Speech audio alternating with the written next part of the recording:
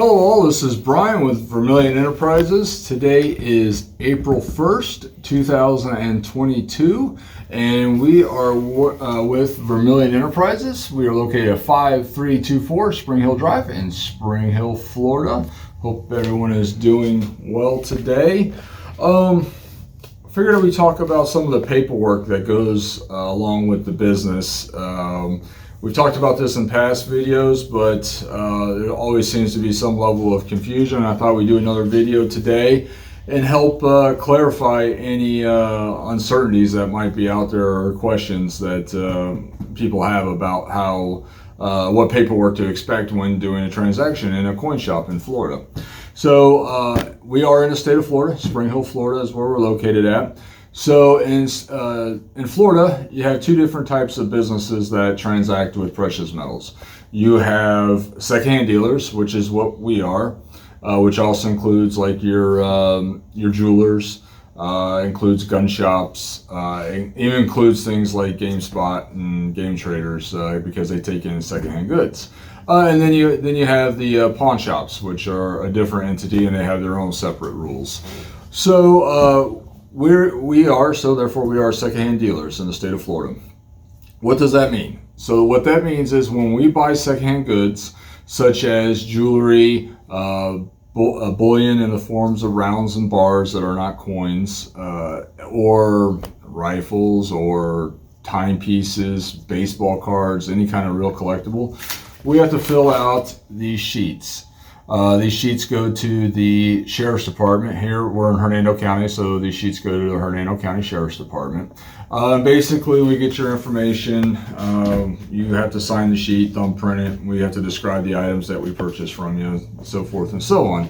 Not a big deal. It's just what it is. So when you sell bullion that is not a coin in the state of Florida, these forms get filled out and submitted to the local sheriff's department. So what type of bullion would that be? That would be your bars and your rounds, basically.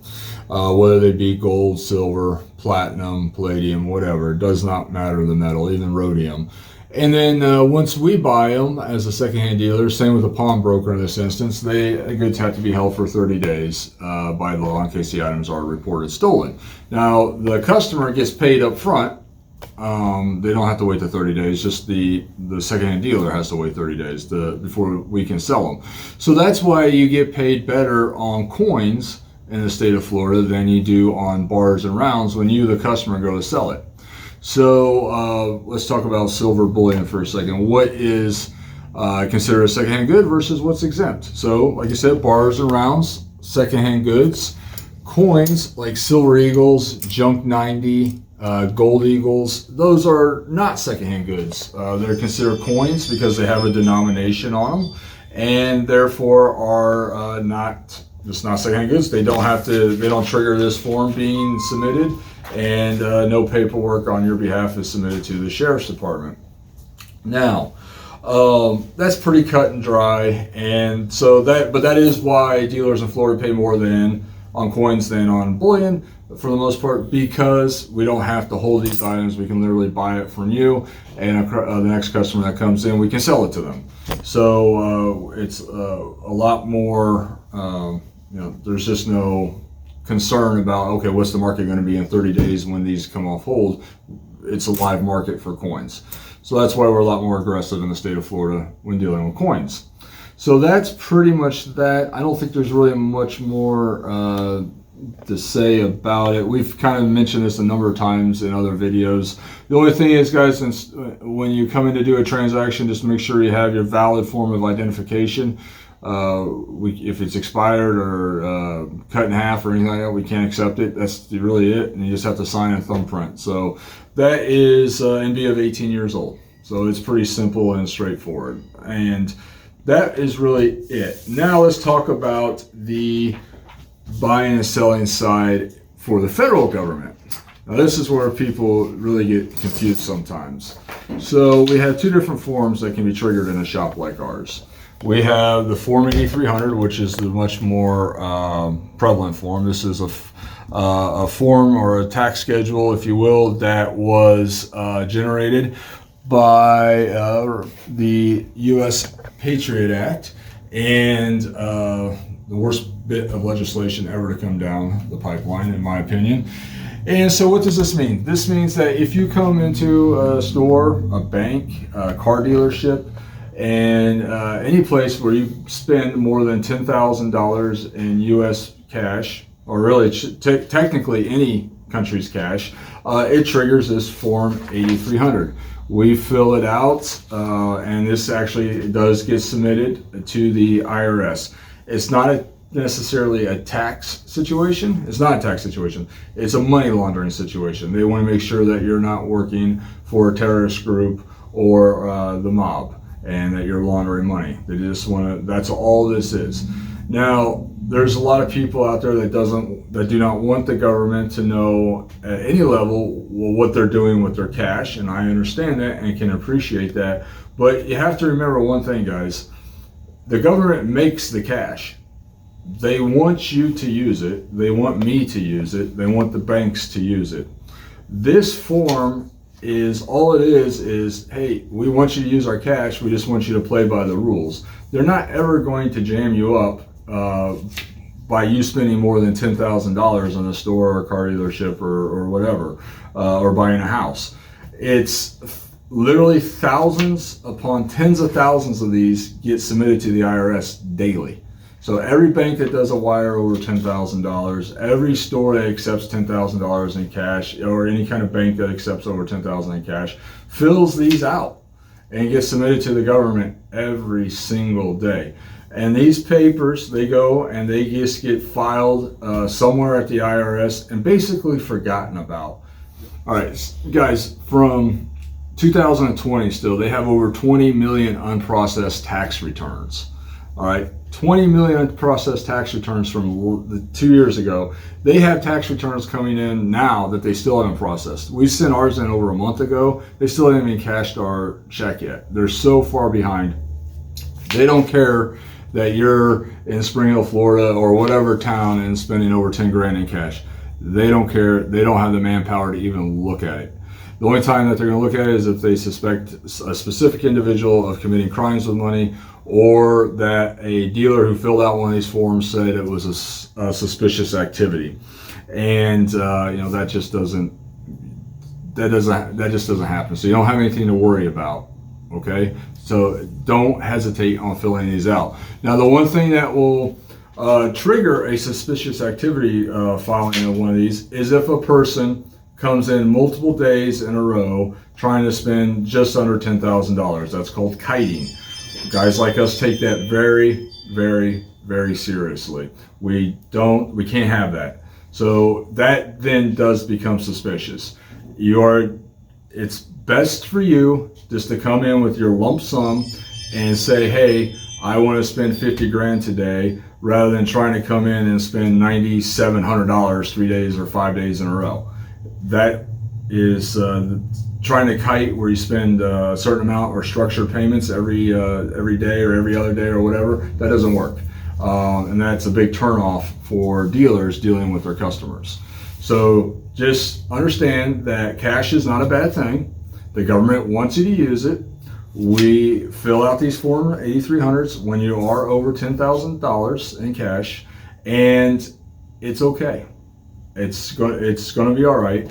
The government is not going to come down and knock on your door and say, oh, I saw you bought 10 gold eagles over at Vermilion's. They don't care. All right. They don't have the wherewithal to even care. So don't hesitate on just spending that cash in the shop and filing the form. It's not going to affect you one bit. Not today, not tomorrow, or not even 20 years from now. They're never going to see the form. It's just going to get filed and lost in Detroit somewhere, because that's where these all go, is to the Detroit IRS building. So that's my little rant and little discussion about filing Form 8300s. Just guys, if you got X number of dollars that you want to spend, it's in cash, just go ahead and spend it in one lump sum. Don't try to structure it over a time period, I guess, is the overall message, because that's where things can go sideways for you. Just come in and do one shot. No one cares. The government's not going to care. It'll be just fine. All right, now the other side of it. Now this is a tax schedule. This is called the 1099-B. This is a barter and brokerage form. So these get triggered whenever one of these transactions come into place. Is that coming in, or is that too glary? That's good right there. Okay. All right. So if you sell more than, all right, first of all, let me say this is very arbitrary. These are their guidelines. These are published government guidelines for selling precious metals. If you sell 25 or more Krugerrands or maple leafs, this is gold now, gold Krugerrands or gold maple leafs, it triggers a 1099B compliance form.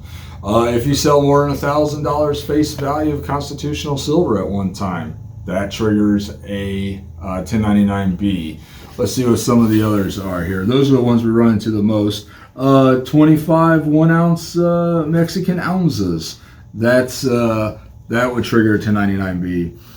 If you sell more than a kilo of gold, rounds or bars, that would trigger this form. Over 1,000 troy ounce of silver at a time. So that's if you sold over 1,000 of these at one clip, or 33 of these at one clip, that would trigger this form. 100 troy ounces of palladium, yeah, no one's selling that, don't have to worry about that. Or 25 troy ounces of platinum at one time in the way of bars or rounds, not coins. So, what does that mean for you guys? Well, that's why we push eagles here in the shop. We don't sell bars. We don't sell a lot of gold bars here in the shop for two reasons. One is it does trigger that secondhand dealer form when you go to sell them here in the state of Florida that we talked about earlier. But also because when you go to sell them, if you ever need to sell them in bulk, you're going to get hit with a 1099B form, and then you're going to have to pay taxes on that. And so that's going to be like 20-25% tax rate. You don't want to do that. No one wants to do that.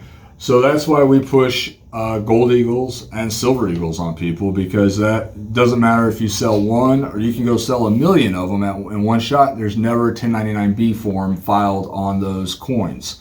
So that's why we don't stock Krugerrands. That's why we don't stock maple leafs. Now we do sell them if we buy them across the counter, but we want our customers coming in buying large amounts of gold and silver. We want it to be U.S. coins, because they'll never have to get hit with tax papers. Yeah, the premiums are a little higher, especially on silver eagles right now, but you never, ever, ever will have to fill out a 1099B when you go to sell your gold or silver eagles. So that's why we push those. That's why we stock them. The SKUs that they have to fill out the 1099B forms are very arbitrary. I don't know why they have what they have there. I mean, 100 ounces of palladium, that's so... that's such an outrageous amount of palladium. I don't think I've ever in one shot seen 100 ounces of palladium ever. And so it's just some pencil pusher somewhere way back in the day for the IRS came up with these guidelines. But they are still the guidelines, even though some of them make no sense and are arbitrary. So those are basically the three pieces of paperwork that you have to possibly be associated with when you go to buy and sell precious metals in the state of Florida. If you have any questions, concerns, or comments, please leave them at the bottom of this video in the comment section. Hit that like and subscribe button, guys. And also, we're doing a giveaway. Pinned at the top of our channel is we're giving away 3 silver eagles in a Patriot set.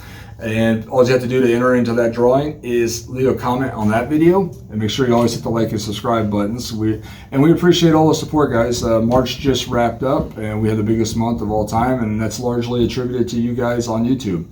And we greatly, greatly appreciate the business.